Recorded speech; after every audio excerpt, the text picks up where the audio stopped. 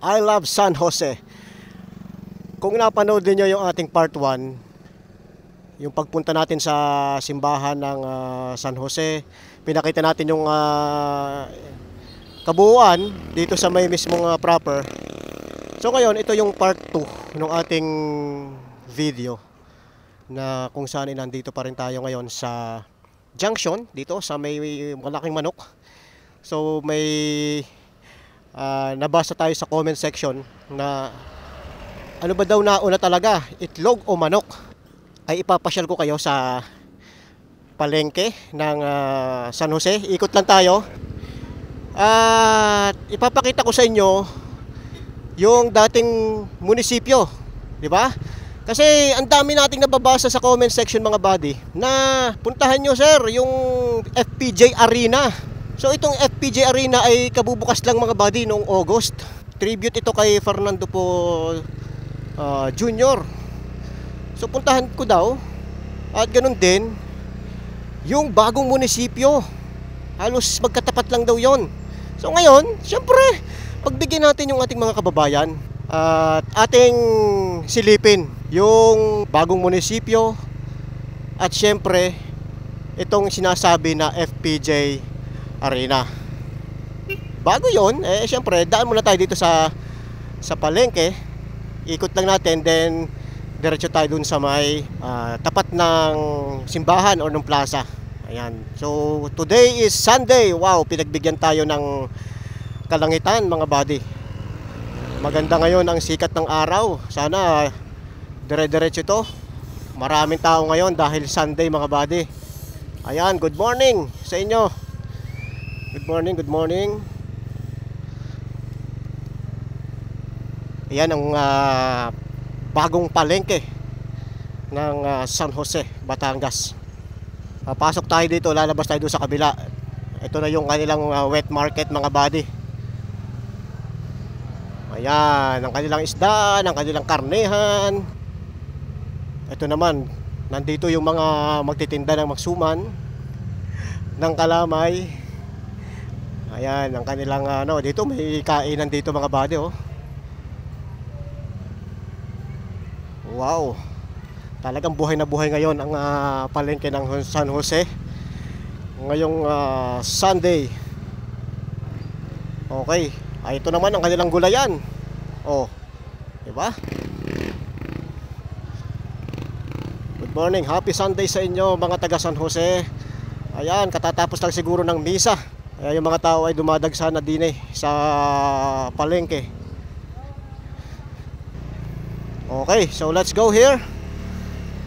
Wow, kakatuwa naman ngayon ang palengke ng San Jose, no? Ang ganda. Ang daming tao ngayon. Shout out sa inyo mga kababayan. Ayan, oh, ang dami. Alam nyo ba na itong San Jose ay may 33 barangay? Tama ba? Tama ba yung ating nabasa? At ito ay itinatag noong 1765. So ang una daw mga settlers dito, mga Eta. Tapos sila yung naghawa nitong lugar.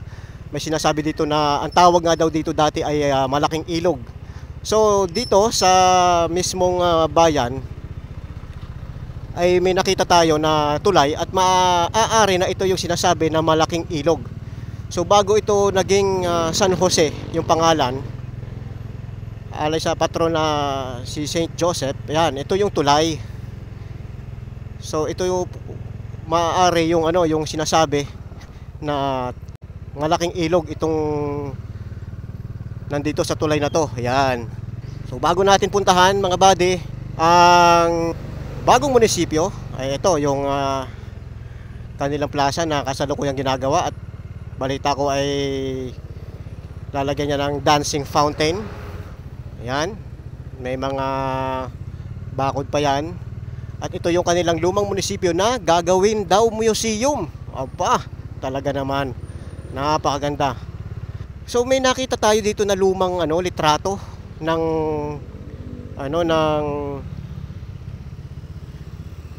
munisipyo na to. So ipapakita ko sa inyo mga buddy. Saglit lang. Nakikita nyo, ayan yung litrato na yan. ay kuha noong 1933 na kung saan dito sa pwesto na ito mga buddy, yan ay ang ruins ng munisipyo na nasira dahil sa pambobomba noon nung digmaan. 1945 pala mga buddy. Ayan, kuha ng 1945. Ayan, dito sa pwesto na to. Yan yung okay. So punta tayo dito sa bagong munisipyo na pinagmamalaki ng mga taga San Jose. So nandito ito sa way papunta sa Ibaan. Ayan, ito yung luma na gagawing museum. On the way na tayo dito sa requested ng ating mga taga-subaybay na taga-Dine sa San Jose. Ipakita ko raw ang kanilang bagong munisipyo sa ating mga followers. Shoutout sa inyo. Good morning. On the way na tayo dito sa bagong munisipyo ng San Jose. So dito sa unahan, ang alam ko ay kakaliwa tayo mga buddy. Dire-diretso lang to. Ayun, nakikita ko na yung kanto dito sa may junction. Kasi dito sa kanan, papunta naman doon sa sinasabi na FPJ Arena. Dito muna tayo sa bagong munisipyo. Ayun na, ang FPJ Arena mga buddy. Ayan, pupuntahan natin yan mamaya, no? Ito muna tayo, dito muna. Ayun na, ang bagong munisipyo.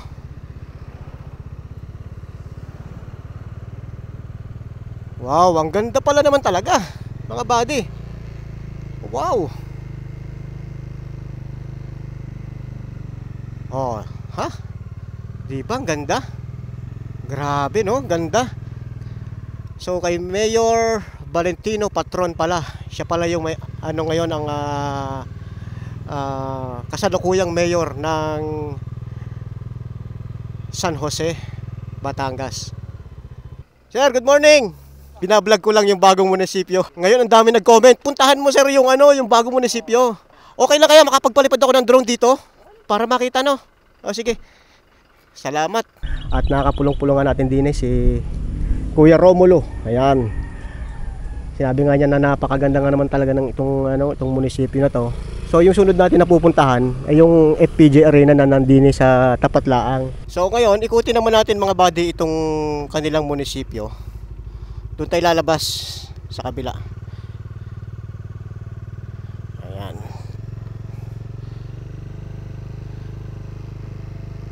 So nandito tayo sa right side pag nakaharap tayo. So tatlong building pala ito mga buddy no, tatlong building. Aba, ang tindi talaga. Ang ganda. Ay maganda naman talaga pala mga buddy.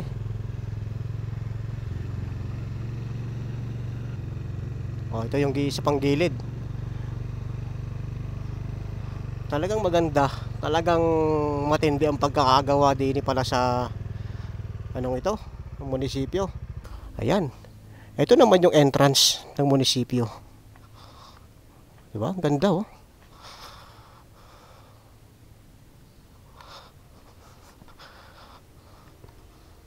Napakaluwag nga pala talaga mga buddy oh. Yan. Oh, hanggang dito na lang tayo. Kasi nga Sunday today kaya walang pasok ang mga kawani ng gobyerno. So ayon doon kay Mang Romulo ay meron daw mga Jehovah's Witness na may gathering dito. Lalapitan lang natin para ipakita ko sa inyo. So nagta-traffic ngayon dito kasi may event pala sila. Siguro pwede na rin tayo dito pumarada no, para hindi tayo mahirapan mamaya. Papakita ko sana itong FPJ Arena at saka yung munisipyo. Thank you. So traffic na dito. So pasok tayo. Sige pa, thank you. Okay, so nandito tayo ngayon sa FPJ Arena na kung saan hindi natin alam na mayroon palang event na nagaganap. So ito August pa nung nagkaroon ng inauguration. Ayan, nakikita nyo sa drone shot mga buddy. So ngayon may event dito, mga kapatid natin na from Jehovah's Witness. At nagtitipon-tipon sila dito. Yan, ito lang naman yung pinaka parking area, pinakaharap ng FPJ Arena dito sa San Jose, Batangas. Ayan, ito yung parking niya. Tapos yung kabila ay, I think ito ay sementeryo. So ito ay tribute kay Fernando Poe Jr., si The King. Ikot lang tayo mga buddy. Although hindi tayo makakapasok sa loob kasi exclusive yan para sa mga kapatid natin na Jehovah's Witness. Dito na tayo sa pinaka harap niya para ipakita ko sa inyo kung gaano kaganda itong FPJ Arena dito sa San Jose, Batangas. So bago tayo lumabas, pakita ko lang sa inyo kung sino yung mayor ng San Jose. Ayan, si Mayor Valentino Ben Patron, na talagang pinaganda ang kabuuan ng San Jose, Batangas. So ayan mga taga San Jose, pinakita ko na sa inyo ang kagandahan ng inyong bayan, at lalong-lalo na nga doon sa mga hindi na nakakabisita dito sa San Jose, matagal nang nawala dito sa San Jose, mga nang ibang bansa. So ganyan na kaganda ang inyong bayan. Bagong munisipyo, merong FPJ Arena, may bagong public market, and soon ay itong bagong museum na yung dating lumang munisipyo naman. Ayan. So tayo ngayon ay paalis na din sa San Jose, at naipagyabang ko na sa inyo ang ganda nito. Ay siguro naman mga bade ay kayo ay napapaisip ng umuwi at makita ang kagandahan ng inyong bayan, masilayan muli ang kagandahan ng inyong pinagmamalaking bayan. Alin ang nauna? Itlog o manok? Mga bade, sa palagay nyo, anong nauna? Itlog o manok? Aba, ay di syempre depende. Kung dito kayo galing sa Lipa at papunta kayo ng Batangas, ay nauna ang itlog. Pero kung galing kayo ng Batangas papunta ng Lipa, ay nauna ang manok. Ayos.